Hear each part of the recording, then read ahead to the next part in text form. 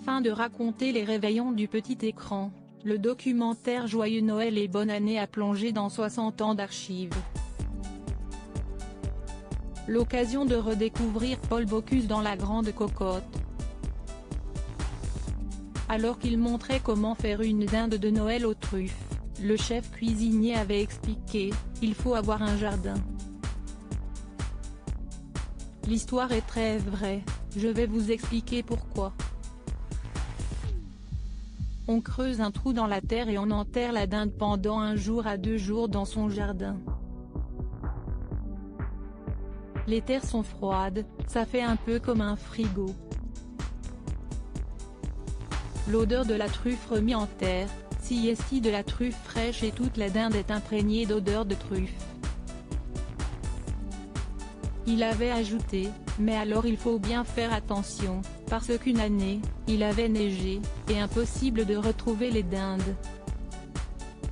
Alors qu'où est ce qu'on fait maintenant? On y met un piquet et on sait à chaque piquet qu'il y a la dinde. Avec humour, Paul Bocuse avait expliqué, mais il faut avoir un jardin clos, parce que je vous vois pas aller enterrer votre dinde aux Tuileries. Alors que mettre la dinde en terre permet de lui donner plus de goût, Jacques Martin et son fils aîné, David, ont tenté l'expérience. Dans l'émission, ce dernier a confié « Si un truc qui a failli nous emmener en prison. À l'époque, mon père habitait une petite maison avec un petit jardin derrière. Mais un jardin parisien, donc avec un vis-à-vis. Des gens qui étaient à leur fenêtre en plus. Pour certains, savaient que Jacques Martin vivait là.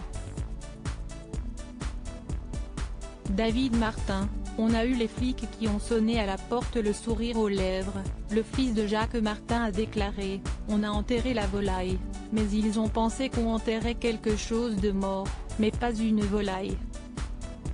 Personne ne pouvait imaginer qu'on enterrait une volaille.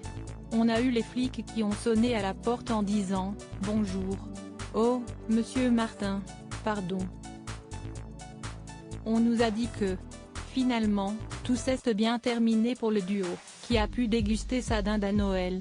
Lodi Bidget.